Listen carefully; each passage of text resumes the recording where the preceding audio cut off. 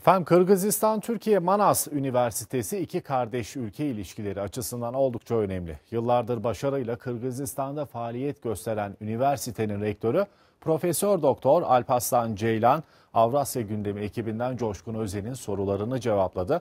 Rektör Ceylan, üniversitenin faaliyetleri ve Türkiye-Kırgızistan ilişkileriyle ilgili önemli açıklamalarda bulundu.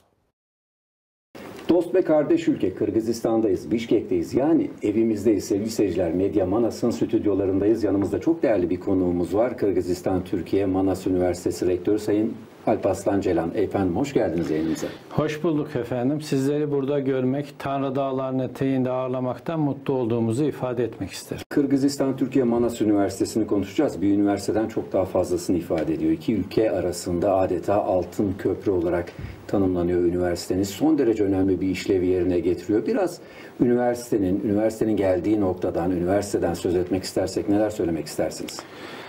Evet, Manas Üniversitesi Kırgızistan-Türkiye arasında ifade ettiğiniz gibi bir altın köprü.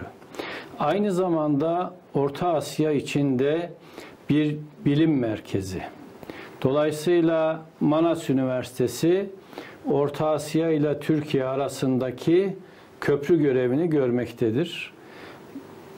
Buranın asıl önemi Manas Üniversitesi misyon olarak da Türkiye ile dünyanın bağını kurabilecek insana yatırım olarak en önemli merkez olduğunu ifade edebiliriz.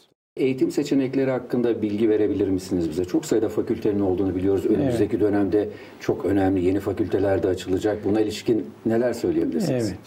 Şöyle ifade edeyim, veterinerlik fakültemiz var. Bölgenin en önemli veterinerlik fakültesidir. Bölge malum tarım ve hayvancılık açısından çok son derece zengin bir bölge. Dolayısıyla hayvancılığa hizmet edebilecek veterinerlik fakültemiz çok önemli hizmetler görüyor. Yine tarımla ilgili ziraat fakültemiz son derece kıymetli bir fakülte. Buradan mezun olan öğrencilerimiz iş kaygısı çekmiyorlar. Bitirdikleri zaman çok yüksek ücretlerle iş bulabilmekteler. Özellikle iletişim fakültemiz yine bölgeye hizmet veren, sadece Kırgızistan'a değil, Kazakistan, Türkmenistan, Özbekistan bütün coğrafyada iş bulabilen, önemli icraatlar ortaya koyabilen bir fakültemiz. Çok sayıda öğrenci üniversite sınavına hazırlanıyor. Önümüzdeki ay üniversite sınavına girecekler. Ardından tercih yapacaklar. Yani Kırgızistan, Türkiye, Manas Üniversitesi son derece önemli bir seçenek. Onların eğitim hayatı açısından da. Öğrencilere ne gibi imkanlar sağlıyor üniversiteniz? Biraz da bundan bahsederseniz sevinirim. Üniversitemizin ücretsiz bir üniversite olduğunu öncelikle ifade edeyim. Yani hiçbir karşılık almadan insanlara, gençlerimize hizmet sunuyor. Bir de buradan mezun olan öğrencilerimiz işsiz kalma şansı yok. İş bulma imkanları son derece yüksek. Bu öğrencilerin tercih sebeplerinden biri olmalı. Diğer bir husus, yurtlarımız var. Yurtlarımızda barınma imkanlarımız var.